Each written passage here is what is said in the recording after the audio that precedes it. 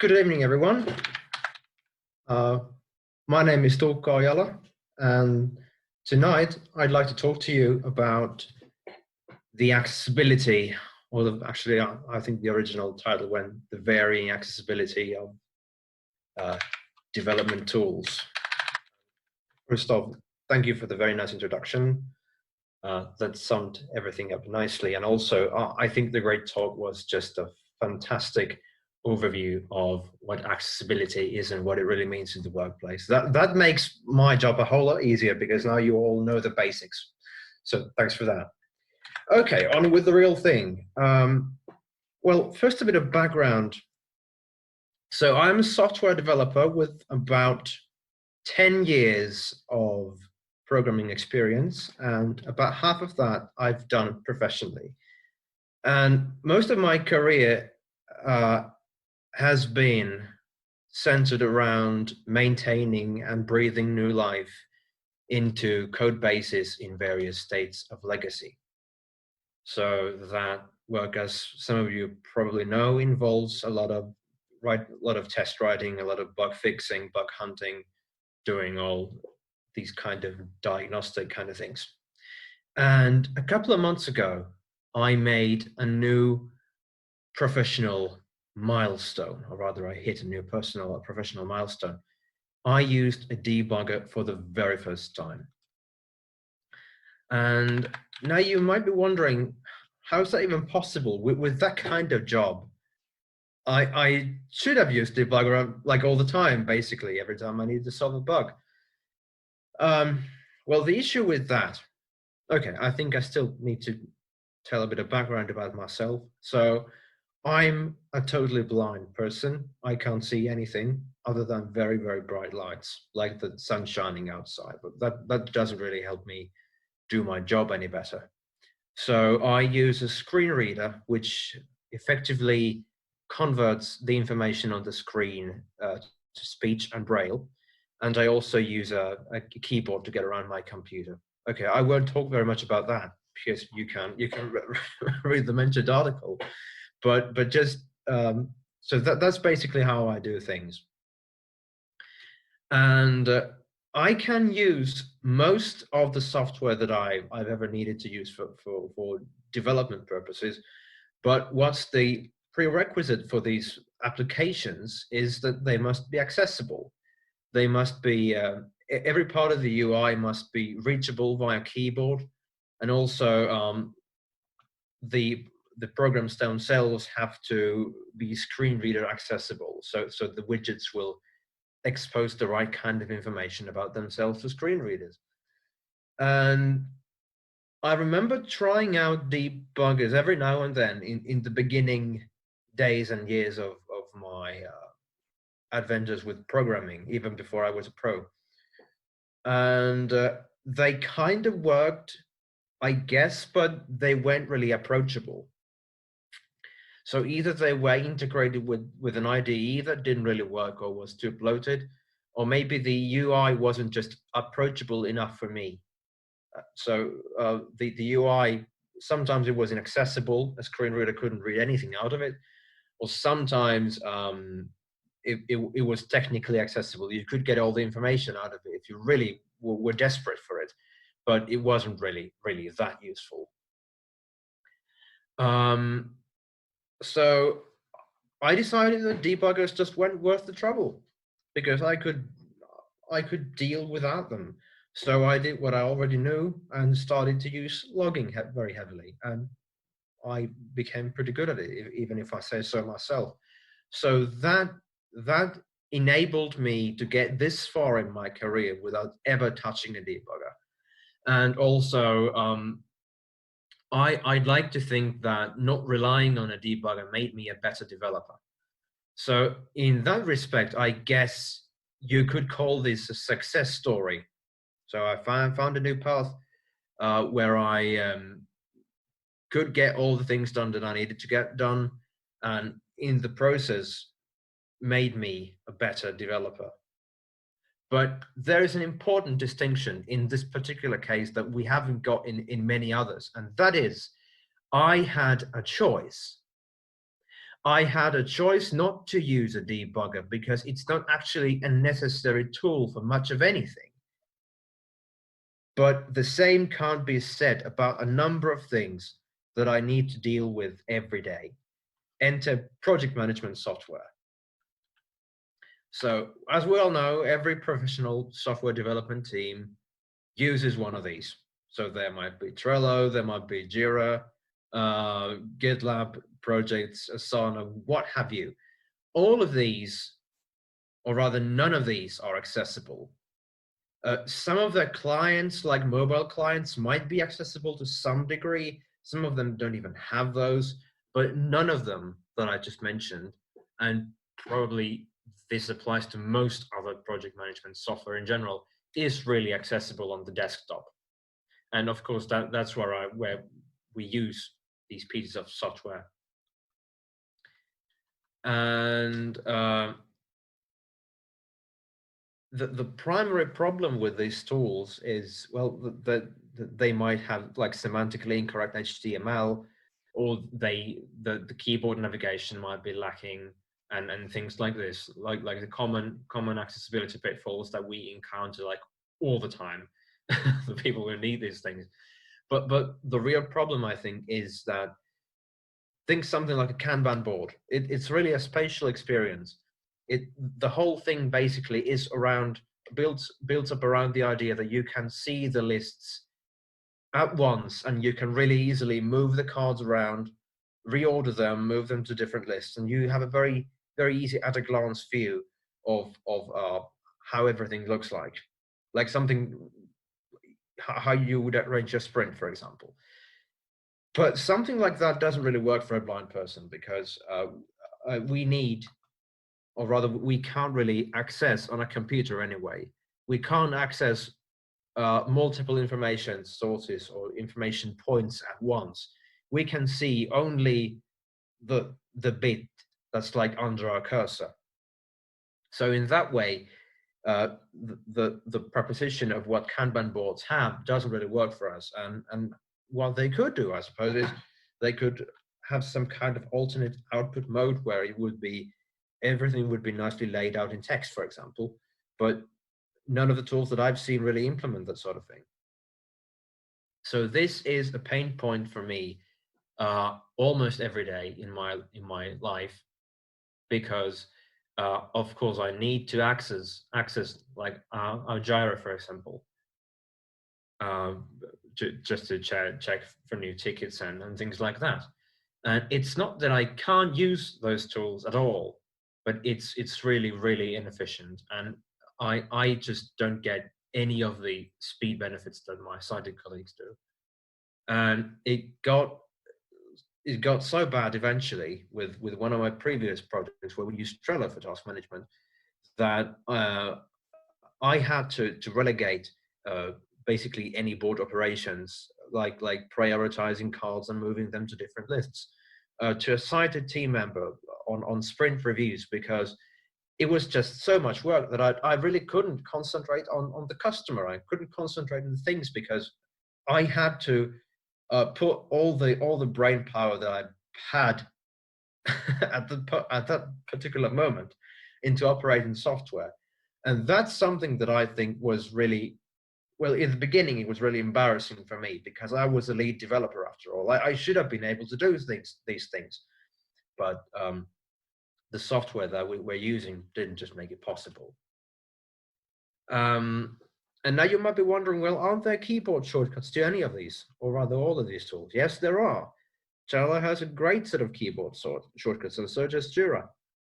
But the problem with them is that they are really a supplement to the visual mouse-based experience. So, for example, if you press the arrow keys on the Trello board, then the cursor will move around the cards and move around the lists. Same with Jira, and J and K, N and P will move across cards and lists, or tickets and lists. But they actually don't move the keyboard focus anywhere. So as a screen reader user, it looks like nothing's happening. So that goes to show that those keyboard shortcuts were made by and for sighted keyboard users who'd never actually tried them on a screen reader because they don't do a thing. So those are almost useless to me. My solution to this particular problem has been somewhat suboptimal. It certainly isn't the kind of success story that I had with debuggers. I used a set of Grease Monkey scripts for Trello for years, and Grease Monkey is this browser plugin which basically lets you inject pieces of JavaScript to a running web page. So a fellow blind colleague made those for his own use, and those basically fixed Trello's keyboard navigation, which has been broken for years and nobody's done anything for it. And for Jira, I'm using this command line tool called Gojira, which let me customize very much the output that I get from various search queries, and that way I can have very easy to read text mode, or rather like terminal templates of Jira tickets and lists and things. Okay, so that's a couple of examples of the kind of hurdles that I had to go through, and that I have to go through. And just to round things off, I'd like to present you with a couple of questions. And first of them is, why is this a problem? Now, I don't probably need to explain this very much to you, since we all know in this webinar, I sure hope so, that how important accessibility is at the workplace. But a couple of reasons nonetheless. I think that we need more diverse development teams, because the work that we're doing more and more is about making digital life easier and even possible to everyone. And that means that in order to make that happen, and in order to be successful at that, we need a team that is very diverse, where we have many different kinds of developers, just so that they can give their input to the user experience. And right now, I think that's not really happening. In particular, we have a tremendous shortage of disabled developers. And I think one of the primary reasons for that is that the barrier of entry might be very high, because they are afraid of inaccessible developer tools. And unfortunately, I have to say that in some degrees, their fears are justified. Another point about why this is important is that it's often us, the disabled persons, that we have to advocate for ourselves. So there's really no one for us to solve these issues for us. I mean that the workplace might be, well, should be, and most often is, very supportive, and they can kind of empathize with my problems. But if there's some tool that the whole organization is basically using, or something that is required by the customer, then in that case, it's really us disabled persons that have to make do. And most often it's us who have to seek the solutions.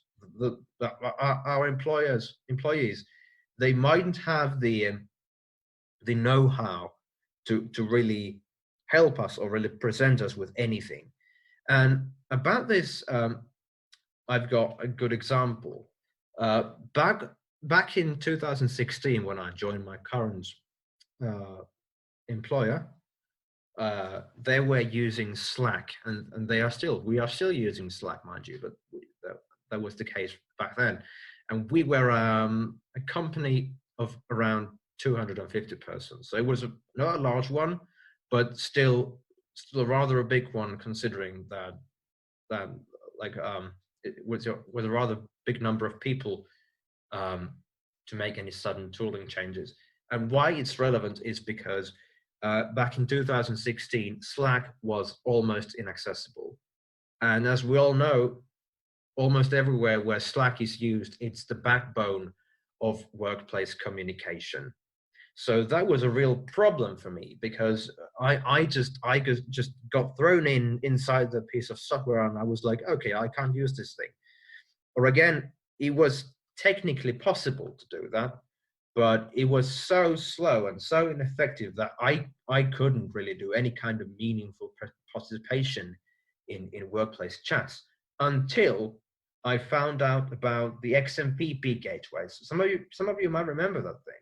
So for a brief moment, actually, I think it was a couple of years, Slack exposed itself over XMPP, and that was the only way for me to access Slack for years before they made their program accessible. But what would have happened if the XMPP gateway wasn't around? Would a company of 250 persons change to another teamwork software just because of me? I'd like to think that they would have considered, but it wouldn't have been an easy transition. And it would have affected my well-being at work significantly. And that's why I think that we, or rather software development companies who use these tools, like Slack, like Trello, like Jira, they should hold the creators of those tools accountable for not being accessible, because that directly impacts negatively the well-being of those companies and their employers, because if the program's accessible, it's not accessible, then it makes it significantly harder for them to do that job. Actually, on a more positive note, I have to say that the teamwork apps have gotten very, very good over the last couple of years.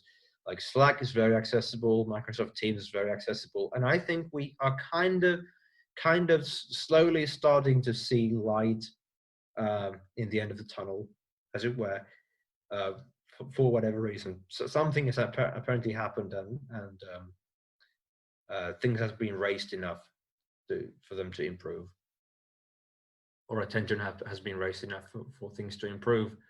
But still, it's in most other respects, with most other software, there's a serious problem. What needs to happen for things to change? And this is a kind of my a closing note and a manifest that I'd like all of you to remember.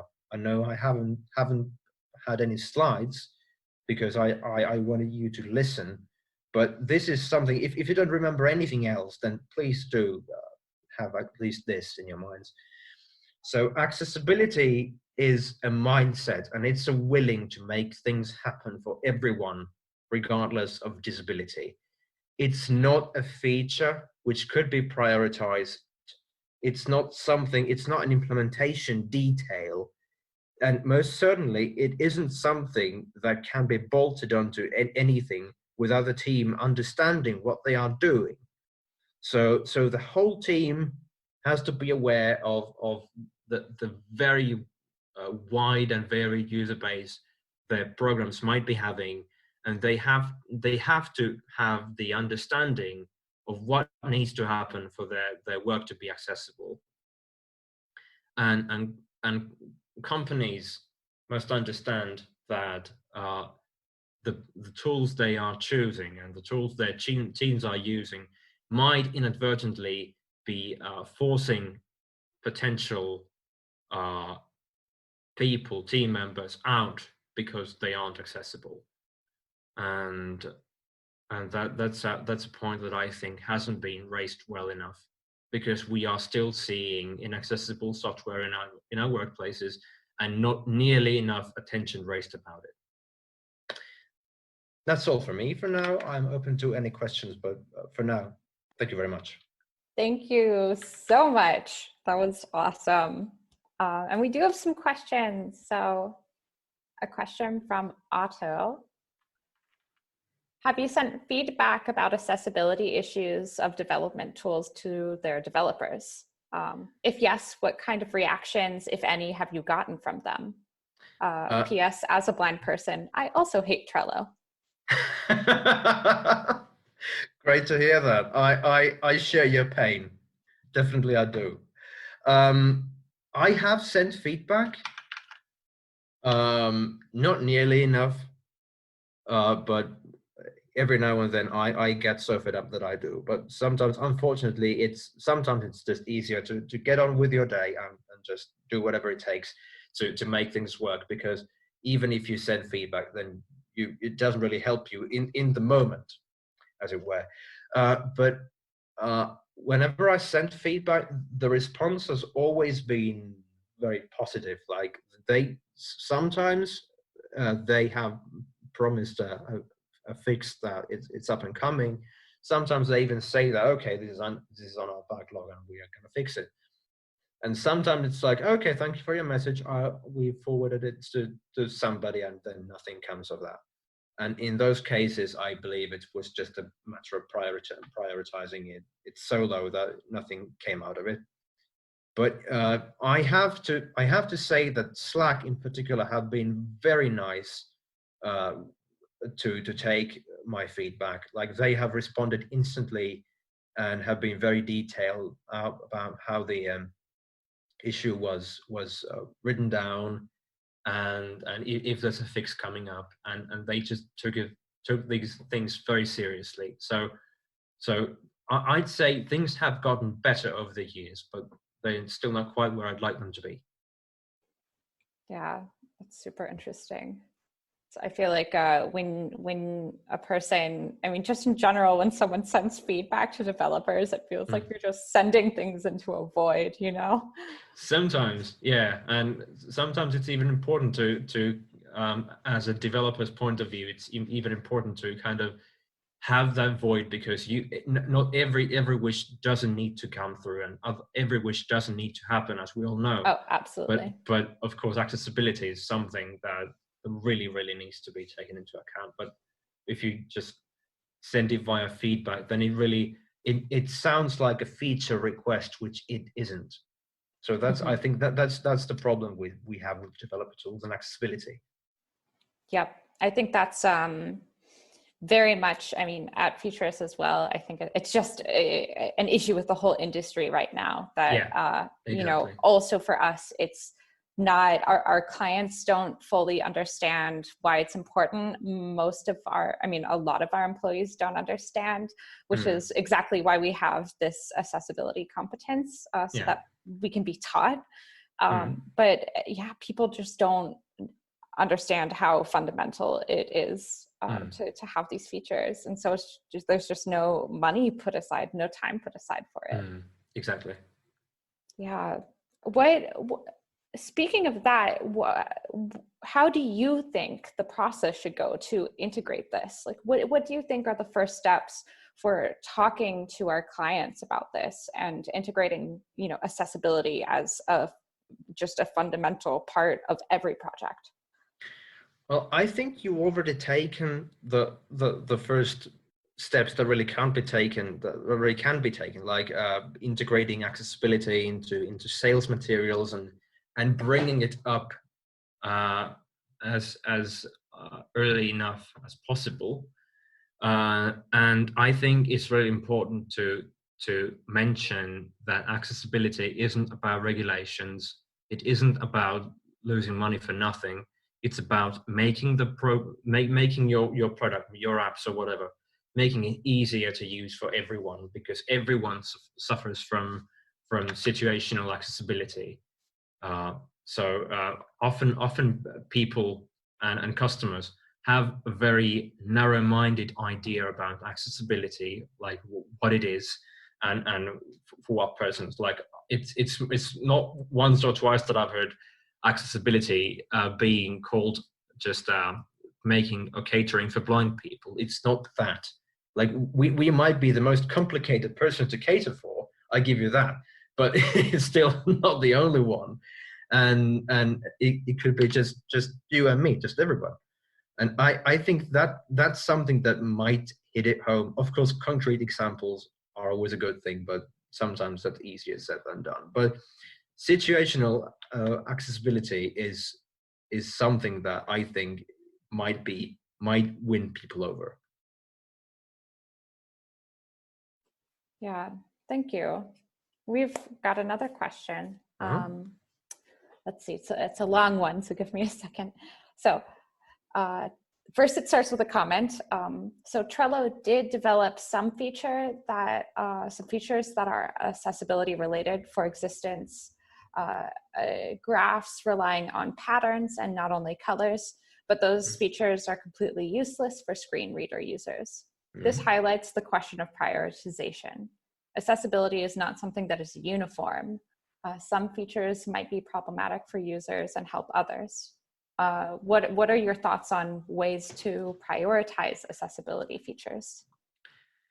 It's a real complicated business because accessibility is it's an infinitely varied topic, and there's almost as many different cases and needs of accessibility as there are people who benefit from it. So in that respect, I think you really can't prioritize like the user experience unless you know what kind of users you have.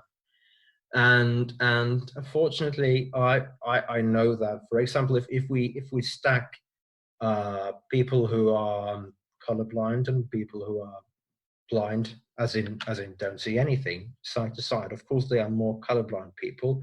So naturally, it makes more sense to start from them, because then you would have the greatest benefit to most users. So I don't think that you can just prioritize things at random, and sometimes it just makes sense to pick out the easiest things, just to start from somewhere. But I'd still like to see companies being committed to the idea that they do the best they can to be accessible, and be at least willing to listen for ideas and feedback.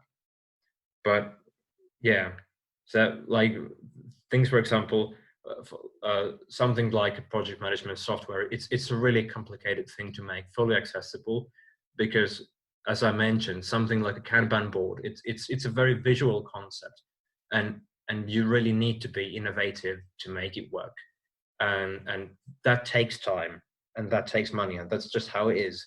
So I can't really expect that to be the first priority, but I'd still like to say that something probably went wrong in the early stages of planning, because these ideas are very much harder to add after the product has already been established and released. So yeah, it's I really can't give you a very straightforward answer to this. No, of course not. No, but thank you for the input. It's super interesting. And I mean, I would say that from a designer's perspective, there are some features like having patterns in graphs instead of only colors that just requires a basic understanding of accessibility, right? And then you can just do it naturally within the design process instead of adding extra, I mean, if you're, planning for a screen reader, I imagine that takes a little bit more planning, and especially when you're trying to translate something like a Kanban board. But if it's something like making a graph readable for someone who experiences color blindness, it's more about access to the basic knowledge and being able to apply it than finding more time to develop more or plan something more carefully. Yes, exactly. So, yeah.